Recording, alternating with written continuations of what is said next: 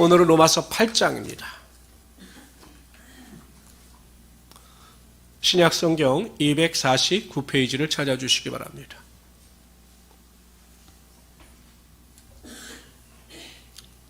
신약성경 249페이지 로마서 8장입니다. 로마서 7장까지의 내용을 정리하도록 하겠습니다. 로마서의 주제는 이, 신, 득의, 오직 의는 믿음으로 말미암아 살리라 함과 같으니라. 구약의 율법을 지킴으로 구원을 얻는 것이 아니라 하나님의 은혜로 말미암아 우리가 의롭다함을 받았다라는 것입니다. 사도 바울은 로마서 1장 16절 17절에서 내가 복음을 부끄러워하지 않은 이 복음은 모든 믿는 자에게 능력을 주시는, 모든 믿는 자에게 구원을 주시는 하나님의 능력이 됨이라. 먼저는 유대인에게요 그리고 헬라인에게로다. 복음에는 하나님의 의가 나타나서 칭의를 얻는 믿음에서 나타나서 믿음에 이르게 하나니 기록된 바 오직 의는 믿음으로 말미암아 살리람과 같으니라 라고 1장에서 복음의 은혜와 능력에 대하여 선포합니다.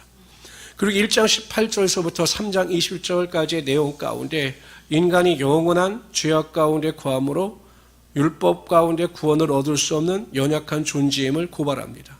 세계 만민, 유대인들을 포함하여 모든 자들이 죄인일 수밖에 없음에 대하여 지적합니다.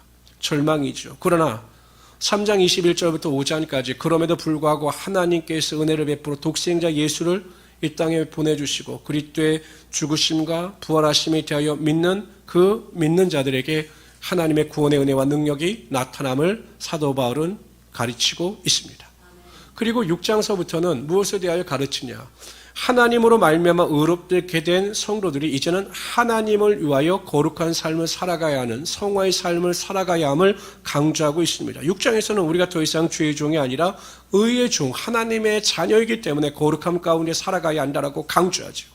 근데 갑자기 7장에서 사도 바울이 탄식합니다. 이렇게 탄식합니다. 내 속사람으로는 하나님의 법을 즐거워하되 내 지체 속에 한 다른 법이 내 마음과 나의 마음의 법과 싸워 내 지체 속에 있는 죄의 법으로 나를 사로잡는 것을 보는도다. 오라 나는 곤고한 사람이로다. 이 사망의 몸에서 누가 나를 건져내랴.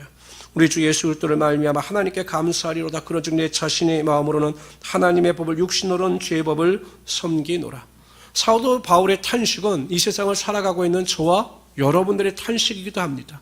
내가 구원을 받아 하나님의 자녀로 정말 거룩한 삶을 살고자 하나 여전히 육신의 한계에 부딪혀서 입술로 마음으로 죄를 범하며 여전히 하나님의 은혜 가운데 살아간다고 하면서도 거룩하지 못한 삶을 살아갈 때가 있기 때문이죠. 그럴 때 보면 정말 마음이 탄식이 다가옵니다.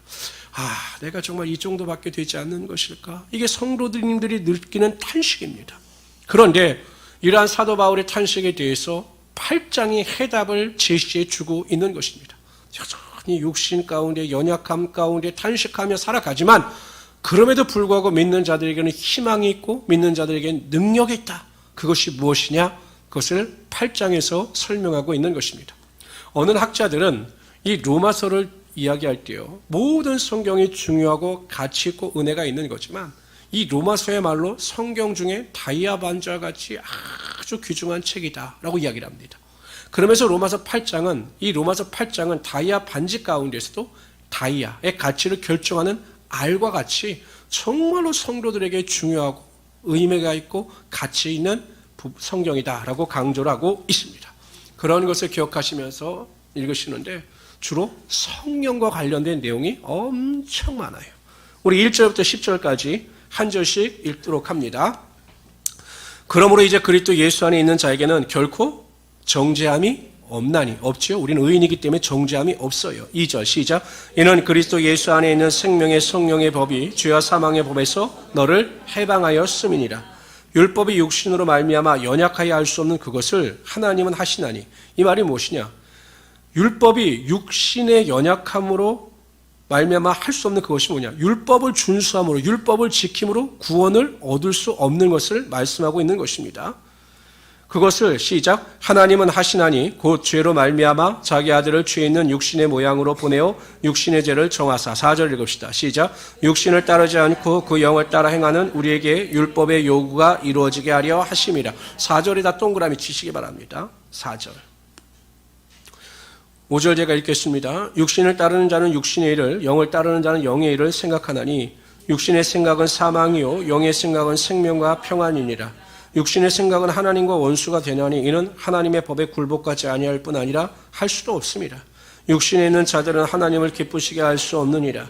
만일 너희 속에 하나님의 영이 거하시면 너희가 육신에 있지 아니하고 영에 있나니 누구든지 그리스도의 영이 없으면 그리스도의 사람이 아니라. 또 그리스도께서 너희 안에 계시면 몸은 죄로 말미암아 죽은 것이나 영은.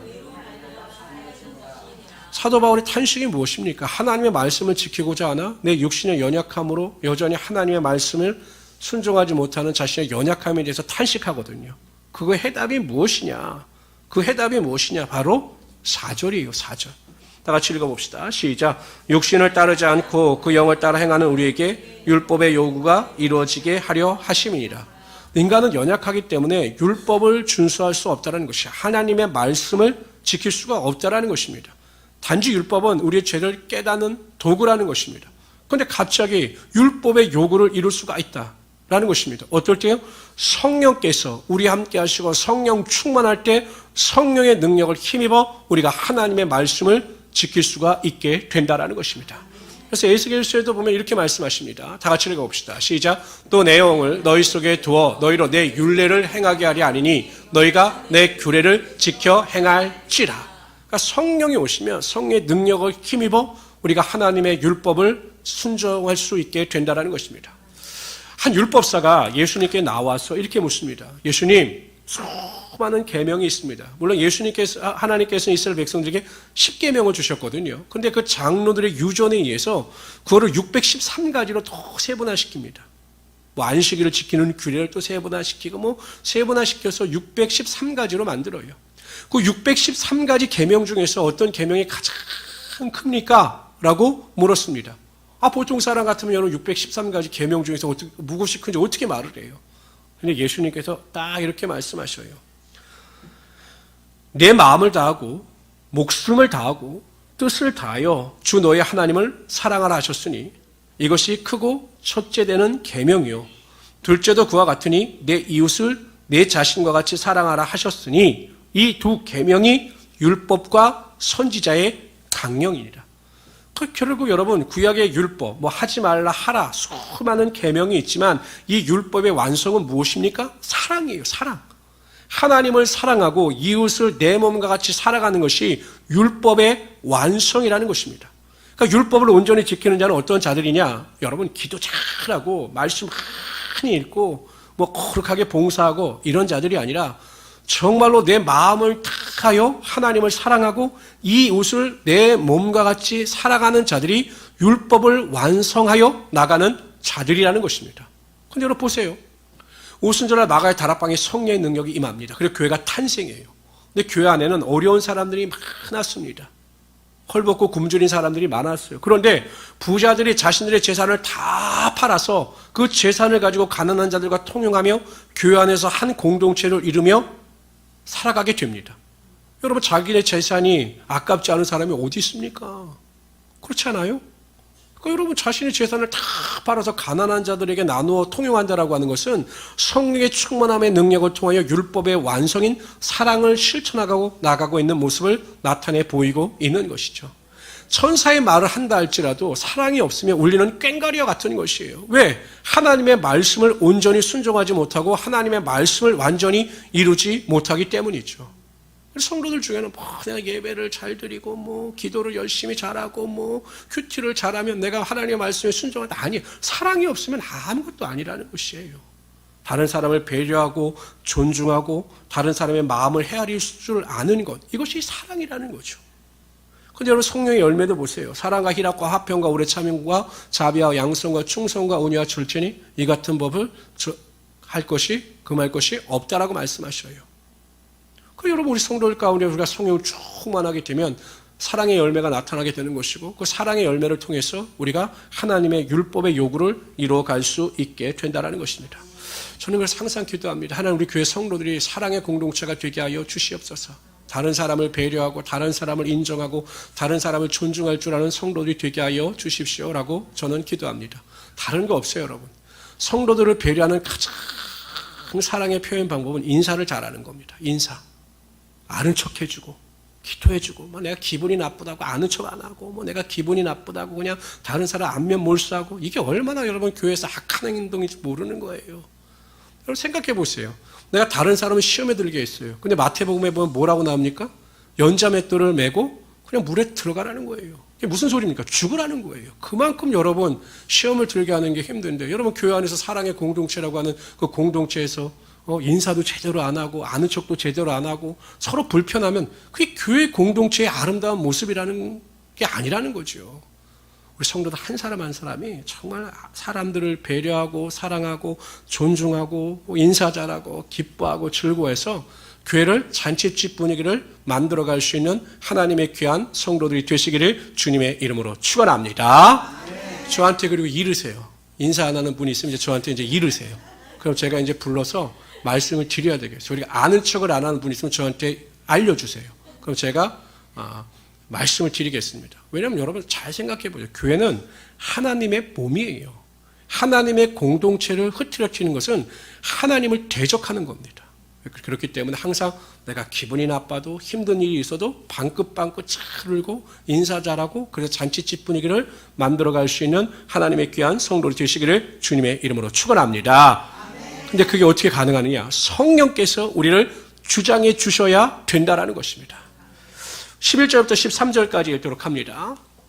11절 여러분들 읽어주세요. 시작. 예수를 죽은 자 가운데 살리신 이의 영이 너희 안에 거하시면 그리스도 예수를 죽은 자 가운데 살리신 이가, 여기서 보면 예수를 죽은 자 가운데 살리신 이가 누구냐면 하나님이에요. 하나님. 여기가 좀 내용이 어렵습니다. 그 다음에 시작. 너희 안에 거하시는 그의 영으로 말미암아 너희 죽을 몸도 살리시리라. 우리 죽을 몸도 성령께서 살리신다라는 거예요. 우리의 죽을 몸을 부활케 하신다라는 거죠. 보세요. 12절 시작. 그러므로 형제들아 우리가 빚진 자로 돼 육신에게 져서 육신대로 살 것이 아니니라. 너희가 육신대로 살면 반드시 죽을 것이로되 영으로 몸의 행실을 죽이면 살리라. 여러분 보세요. 우리가 사는 방법이 무엇이냐? 성령께서 우리를 죽을 몸 가운데, 죽은 자 가운데 살리셔요. 근데 그 성령께서 어떻게 우리를 살리시느냐? 우리가 살아있는 믿음의 능력을 가지고 살아가느냐? 매일매일 죽은 자처럼 살아가는 것이 아니라 살아있는 저처럼 부활의 능력을 맛보며 살아갈 수 있느냐? 그 해답이요. 13절에 나와요. 영으로서 성령께서 우리의 몸의 행실을 죽이신다는 거예요.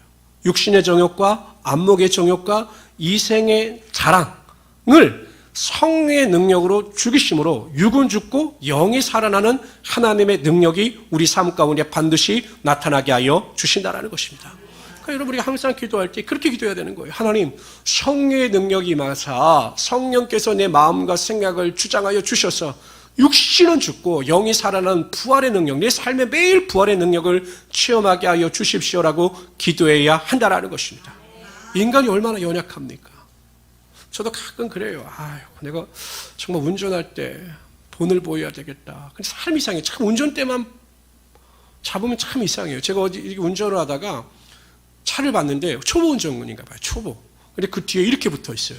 운전은 초보, 화나면 람보 이렇게 붙어 있어요. 그러니까 건들지 말라는 거예요. 나 람보 같은 사람이 되니까. 그러니까 모든 사람이 운전대를 잡으면, 그러니까 저도 이렇게 운전하는 것을 보면 그 사람의 성격을 알 수가 있겠더라고요. 그래서 항상 제가 기도합니다. 항상 온유하게 하여 주시고 하나님이 계셔서 주장해 주십시오 하는데 계속 또 안 될 때가 많아요. 이게 우리의 연약함이거든요. 그럼에도 불구하고 우리가 성령의 능력을 의지하여 자꾸 육을 죽이면 영이 살아남으로 하나님 안에서 영광 가운데 반드시 살아갈 수 있게 되는 것입니다. 성령을 의지하신 우리 성도 되시기를 주님의로 축원합니다. 14절부터 16절까지 읽어보도록 하죠. 14절 여러분들 읽어주세요. 시작. 우리예요. 성령의 충만함이 있는 사람. 성령은 하나님의 아들인 우리에게만 허락된 하나님의 선물인 것입니다. 15절 시작. 너희는 다시 무소하는 종의 영을 받지 아니하고 양자의 영을 받았으므로 우리가 아빠 아버지라 부르짖느니라. 그러니까 성령께서 양자의 영이 되셔서 우리가 하나님을 아바 아버지라 부를 수 있게 하여 주신다라는 것입니다. 16절 시작. 성령이 친히 우리의 영과 더불어 우리가 성령이 친히 우리 영과 더불어. 이 말은 무엇이냐? 성령께서 우리의 영 가운데 주장하여 주셔서 내가 하나님의 자녀라고 하는 것을 확신케 하여 주신다라는 것입니다. 그러니까 성령께서 어떻게 역사하시느냐? 우리 안에 영이 있지 않습니까? 그래서 우리가 성령 충만하면 그 성령의 충만함이 내 스스로 나는 하나님의 자녀다, 하나님의 백성이다 라고 하는 확신과 믿음을 더 견고케 하여 주신다라는 것입니다. 그래서 성령의 충만함의 능력, 성령 세례의 능력이 임하게 되면 그 특징 중 하나가 뭐냐면 구원에 대한 확신이 더 강해집니다. 내가 이거 구원을 받았나? 이렇게 긴가민가 하던 사람, 구원의 기쁨과 은혜와 능력이 없던 사람이 성령의 능력이 임하게 되면 성령께서 우리의 영을 통하여 우리가 하나님의 자녀인 것을 친히 확신케 하여 주심으로 우리가 믿음 안에서 하나님의 자녀로서 더 온전한 삶을 살아갈 수 있게 하여 주신다라는 것입니다. 그래서 여러분, 성령 충만하면 자존감이 높아져요. 가끔 어떤 분이 그런 말을 해요. 아니, 개뿔도 없는데 저 사람은 저렇게 자신만만하지? 내가 보면 뭐 가정에 별것도 없는데 야, 저 사람은 정말 자신만만해. 그게 무엇이냐? 하나님의 자녀라고 하는 그 자존감. 나는 세상에 속한 자가 아니라 하나님께 속한 자고 만군의 주인이신 하나님께서 나의 아버지가 되신다라고 하는 확신. 그래서 자존감이 높아질 수밖에 없는 것입니다. 다른 사람이 무슨 차를 타든 무슨 상관이 있어요? 다른 사람이 좋은 집에 사는 것 무슨 상관이 있어요? 내가 하나님의 자녀인 것보다 더 큰 축복이 없는 것입니다. 그래서 자신감을 가지고 살아나갈 수 있게 된다라는 것입니다. 성령의 충만한 능력, 양자의 능력을 통해서 하나님의 자녀라고 하는 확신 가운데 온전히 승리하며 살아갈 수 있는 하나님의 귀한 성도들이 되시기를 주님의 이름으로 축원합니다. 17절, 18절까지 읽도록 하죠. 고난 없는 영광은 없는 거예요. 함께 다 같이 읽읍시다. 시작. 자녀이며 또한 상속자 곧 하나님의 상속자요 그리스도와 함께한 상속자니 우리가 그와 함께 영광을 받기 위하여 고난도 함께 받아야 할 것이니라. 생각컨대 현재의 고난은 장차 우리에게 나타날 영광과 좋게 비교할 수 없도다. 아마 그 당시에 로마 교회에도요 핍박이 있었던 것으로 보여요. 그러니까 사도 바울이 이야기하는 거죠. 하나님의 자녀라고 해서, 하나님의 상속자라고 해서, 천국을 소유한 자라고 해서 우리가 고난을 받지 않는 것은 아니다. 고난을 받는다. 그러나 성도의 고난은 영광을 예비하신 하나님의 선물이기 때문에 고난 가운데 영광을 바라보면서 살아가게 되면 고난이 변화의 축복이 되는 하나님의 영광이 반드시 나타나게 하여 주신다라는 것입니다. 제가 우리 성도들을 가만히 이렇게 보면 성경 말씀이 맞아요. 가끔 성도들 저에게 상담을 하면 목사님 이래서 힘들어요. 참 어렵습니다라고 하는 고난에 대한 이야기를 합니다. 그러면 이제 어쨌든지 간에 제가 그렇다고 해서 성도들을 붙잡고 낙심하지 마! 낙심하지 마세요! 영광이 나타날 것을 믿음 없는 자요. 이렇게 말할 수는 없어요. 위로해 주죠. 그래도 하나님께서 함께 하심을 믿으십시오. 하나님께서 사랑하십니다. 그런데 틀림없어요. 하나님은 고난이 변하여 이기는 자에게 반드시 영광이 나타나게 하여 주시는 것입니다. 예수 그리스도의 영광은 십자가의 고난이 있었기 때문에 가능했던 거죠. 마찬가지예요. 고난을 당할 때마다 어려울 수 있어요. 병마의 고통 가운데 힘들 수가 있어요. 그러나 하나님께서 그것을 통하여 하나님의 영광을 이루심을 믿을 때 반드시 우리의 삶에 소망이 흘러 넘치게 되는 것입니다. 이런 믿음을 가지고 넉넉히 이기며 살아갈 수 있는 하나님의 귀한 성도들이 되시기를 주님의 이름으로 축원합니다. 19절부터 20절, 22절까지는 아주 독특한 내용이 나옵니다. 보통 설교나 신학에서는 잘 다루지 않는 내용인데 이걸 보통 피조물의 탄식이라고 그래요. 피조물의 탄식. 읽어봅시다. 19절 시작. 피조물이 고대하는 바는 하나님의 아들들이 나타나는 것이니. 그러니까 구약시대에 계속 탄식하고 왔는데 그들이 고대하는 것이 무엇이냐?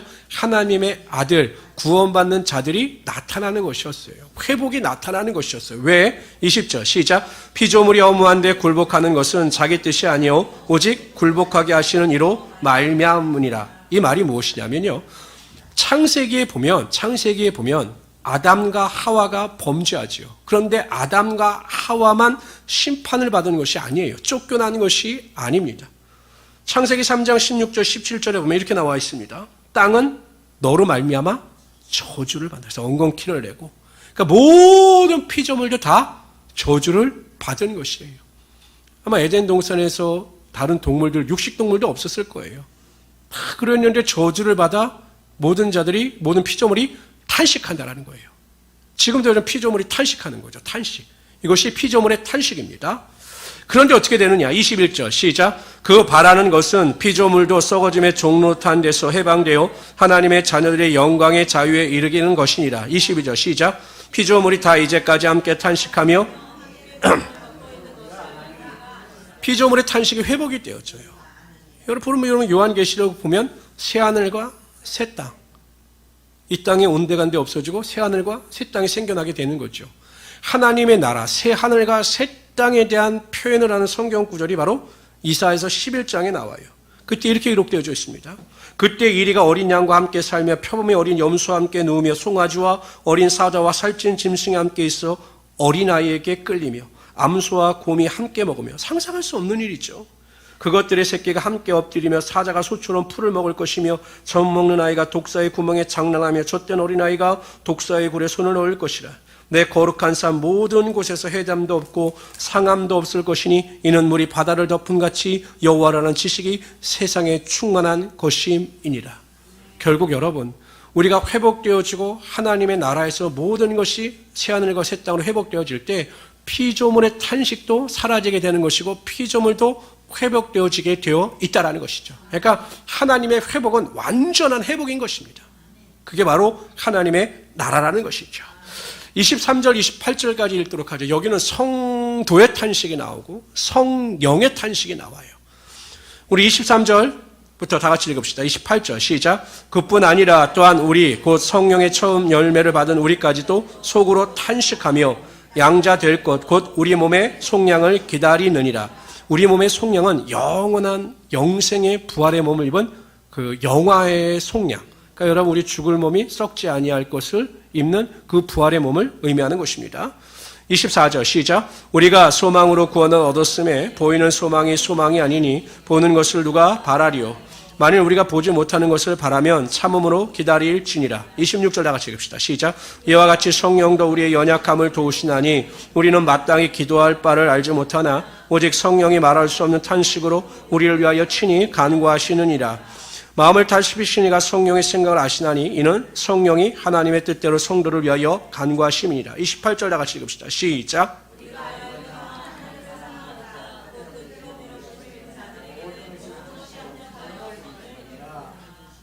오늘 첫 번째 보면 탄식이 나오죠. 성도의 탄식. 우리도 속으로 탄식한다라는 거예요. 여러분 생각해보세요. 우리가 여러분 예수 믿고 구원받아 지금 항상 기뻐하고 즐거워하고 문제도 없이 이 세상을 살아가십니까? 많은 문제 가운데 탄식하면서 살아가십니까?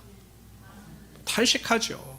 그렇죠. 우리가 지금 하나님의 자녀가 되고 천국 백성이 됐다고 해서 우리의 심령에 하나님의 나라가 임했지만 우리가 탄식 없이 항상 기뻐하면서 쉬지 않고 기도하면서 살아갈 수 있는 건 아니에요. 때로는 여러 가지 문제로 인해 탄식하죠. 탄식. 근데 이 탄식을 이길 수 있는 방법이 무엇이냐? 소망을 가지라는 것이에요. 소망.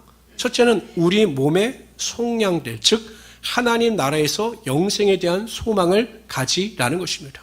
성도 여러분, 이 세상은 영원하지 않아요. 우리 권사님들 120살까지 사시려면 앞으로 얼마 남으셨습니까? 좀 길긴 하네요. 40년이면. 그럼 제가 좀 길긴 한데 그래봤자 여러분 120년이에요. 영원하진 않아요. 그럼 우리가 하나님 나라는 영원합니다. 그런데 그 영원한 하나님 나라에서 우리가 왕노릇하며 살아요. 해함도 눈물도 고통도 시기도 질투도 미움도 없는 완전한 하나님 나라에서 우리가 왕노릇하는 것입니다. 그러한 소망이 있을 때 우리가 이 땅에서 당하는 탄식을 이길 수가 있다는 것이에요. 두 번째 소망은 무엇이냐? 이 땅에서의 소망이에요. 우리가 앞에서 살펴봤지만 하나님은 우리의 탄식을 그냥 두시지 아니하십니다. 탄식이 변하여 소망이 되는 역사가 반드시 우리의 삶 가운데 나타나게 하여 주시는 것이에요. 제가 초등학교 때 한 3년 동안 운동을 했어요. 하루에 한 6시간, 7시간 운동을 했어요. 그리고 운동도 합숙도 다니고 이랬어요. 근데 그때 생각하면 솔직히 운동을 하지만 너무 힘들었어요. 초등학생이 아침 8시까지 학교 가서 1시간 운동하고 이게 너무 힘들었어요. 그때 생각하면 정말 힘들었다. 그때 당시에는. 그렇게 생각하는데 지금은 추억이에요. 그때 당시를 웃으면서 이야기할 수가 있어요. 우리의 삶에 당하는 고난이 지금 당장은 죽을 것 같지만 반드시 하나님께서 그때를 추억과 같이 이야기할 수 있는 능력이 반드시 우리의 삶 가운데 임하게 하여 주시는 것입니다. 두 번째 성령의 탄식이 있죠. 오늘 보세요. 22 6절 다 같이 읽어봅시다. 시작. 이와 같이 성령도 우리의 연약함을 도우시나니 우리가 마땅히 기도할 바를 알지 못하나 오직 성령이 말할 수 없는 탄식으로 우리를 위하여 친히 간구하시느니라. 우리 그럴 때 있잖아요. 성도님들 이렇게 가끔 그런 말씀을 하십니다. 목사님 아는데 기도할 수가 없고 기도하기 싫을 때가 있어요. 너무 힘들어서 너무 지쳐서 정말 기도할 이유조차 제가 발견하지 못할 때가 있습니다. 충분히 이해를 갑니다. 얼마나 힘이 들면 여러분 기도할 수 있는 힘과 은혜까지 없겠습니까? 그런데 여러분 우리 안에 성령이 계시면 성령께서 우리의 연약함을 아시고 우리를 질책하는 것이 아니라 성령께서 탄식함으로 우리의 기도를 도우신다는 것이에요. 성령이 우리 안에 있으면 우리가 마음은 원인으로 기도하지 못할 때도 성령께서 우리를 위하여 친히 하나님께 기도하여 주시는 거예요. 보혜사가 되신다는 거죠. 그럴 때 우리의 삶에 하나님의 능력이 반드시 나타나게 하여 주신다는 것입니다. 어떤 목사님이 유튜브에 이런 말씀을 하셨어요. 기도하기 싫을 땐 기도하지 말아라. 내용을 읽어보니까 어떻게 이해도 되는데 그거는 제가 솔직히 이해가 되지 않아요. 기도하고 싶지 않을 때 기도하지 않는다. 이건 너무 무책임한 것입니다.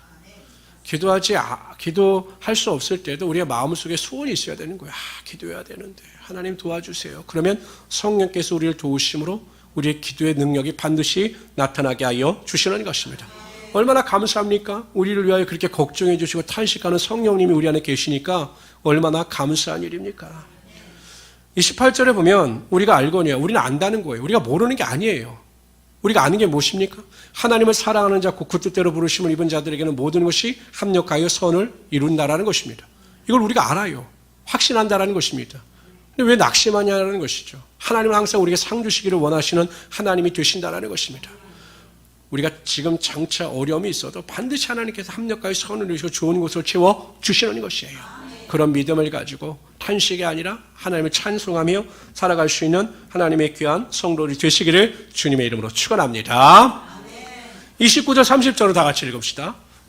읽읍시다. 시작. 하나님이 미리 아신 자들로 또한 그 아들의 형사를 본받게 하여 미리 정하셨. 이것이 하나님께서 택하신 자들을 미리 예정하셨다는 거예요. 정하셨다는 거예요.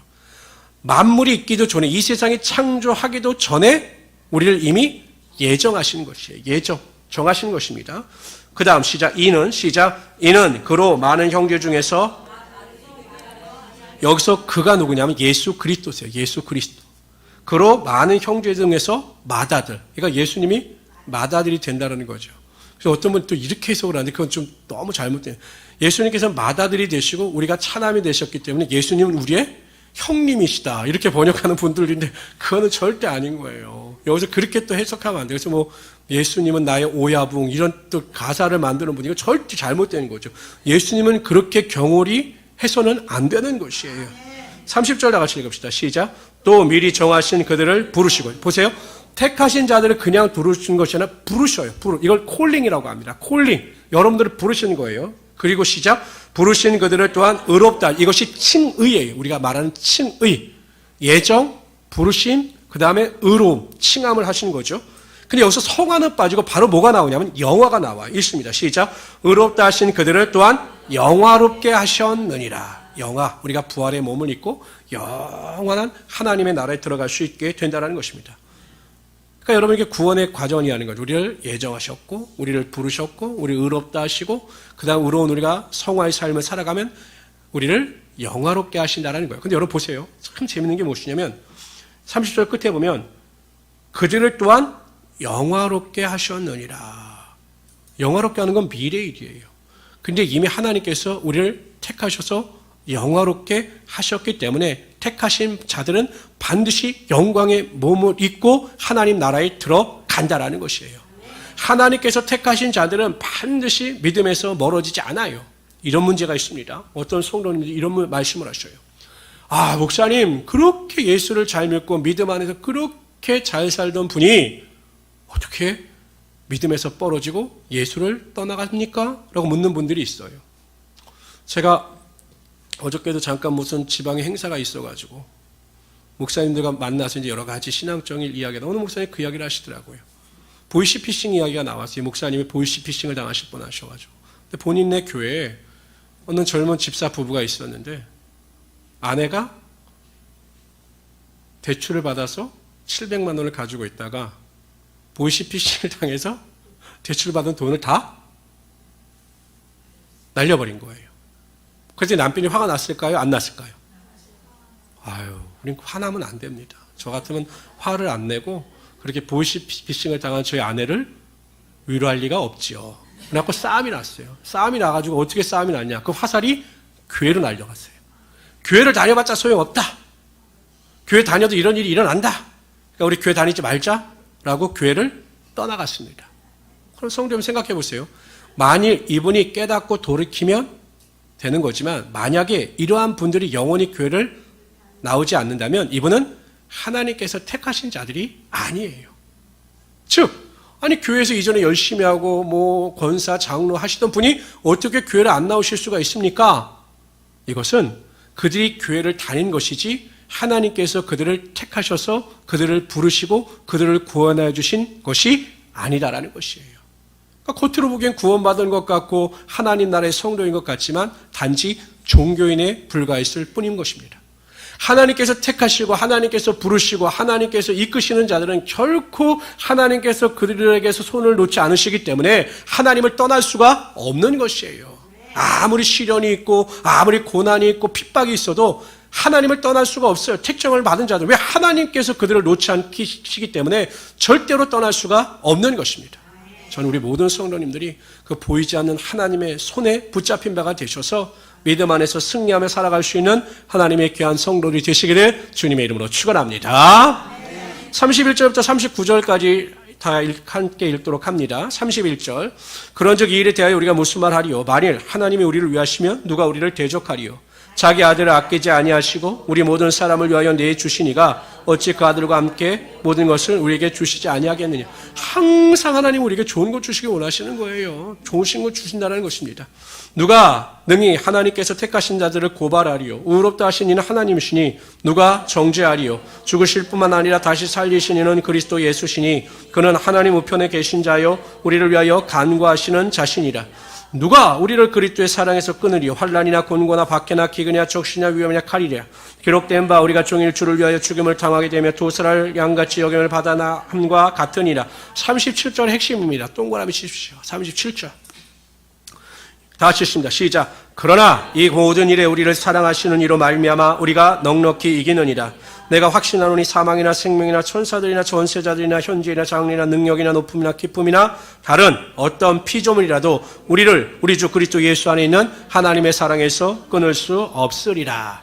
우리가 율법의 말씀대로 살지 못하는 것에 탄식할 수 있어요. 그러나 성령께서 우리와 함께 하시고 성령께서 우리의 능력을 주실 때 율법의 요구를 이룰 뿐만 아니라 우리가 이 세상을 믿음 안에서 넉넉히 이기며 살아갈 수 있게 된다는 것입니다. 하나님을 위하여 살아가는 자를 하나님께서 반드시 붙잡아 주시고 하나님께서 그를 사랑하여 주셔서 넉넉히 이기며 살아갈 수 있게 하여 주시는 것입니다. 어렸을 때 부모님을 잃고 조부모 밑에서 자란 안수 집사님이 계셨어요. 근데 교회도 다니고 그러는데 뭔가 눌림이 있고 자유함이 없는 거예요. 그럴 수밖에 없겠죠. 어렸을 때 부모를 여의고 조부모 밑에서 자랐으니까 얼마나 여러분 고생을 많이 했겠습니까? 얼마나 많은 눈칫밥을 먹었겠어요. 사회에서나 학교에서나. 뭐 지금이야 그런 게 뭐 오픈이 되어 있고 그렇지만 예전에는 굉장히 그게 심했거든요. 그래서 안수 집사님은 직장에서 누가 조금만 자신에게 싫은 말을 하면 그것 때문에 며칠 밤을 못 자요. 자신도 그 사람에게 뭐에 대해서 물어보고 하면 오해가 풀릴 텐데 너무 소심해가지고 그것도 제대로 못하는 겁니다. 그러니까 마음의 상처나 깊이가 조그만 일에도 크게 나타나는 것이에요. 근데 그것을 벗어버리지 못하는 것입니다. 그러다가 이 로마서 8장을 읽다가 여기 말씀에 하나님께서 은혜를 주시는 것입니다. 이 모든 일에 우리를 사랑하시는 이로 말미암아 우리가 넉넉히 이기느니라. 이걸 바꿨어요. 그러나 이 모든 일에 나를 사랑하시는 이로 말미암아 내가 넉넉히 이기느니라. 아침마다 이 말씀을 읽고 선포하면서 직장에 나갔습니다. 그랬더니 하나님께서 담대함도 주시고 지혜도 주시고 능력도 주셔서 모든 일에 넉넉히 이기는 은혜가 그의 삶 가운데 임하게 하여 주셨습니다. 기도하세요. 우리는 모든 것에 넉넉히 이길 수가 있는 것입니다. 병을 이길 수도 있고 문제를 이길 수도 있고 물질의 어려움 가운데 넉넉히 이길 수 있는 것입니다. 그러므로 그런 믿음 가운데 나는 넉넉히 이기는 자다 이러한 믿음을 가지고 승리하며 살아가시는 우리 성도들이 되시기를 주님의 이름으로 축원합니다.